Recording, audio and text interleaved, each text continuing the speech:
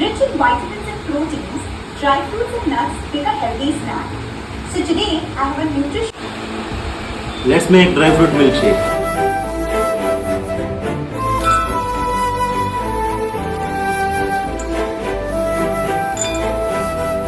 గోపాలు చాలండి శ్రీమతి గారు, కొంచెం కూలవ్వండి మేడం గారు. చామంతి నవ్వే విసిరే మేరు, కసిరేస్తూ ఉన్నా బావున్నారు.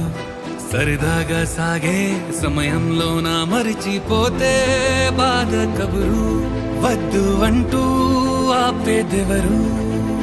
గోపాలు చాలండి శ్రీమతి గారు, కొంచెం కూలవ్వండి మేడం గారు.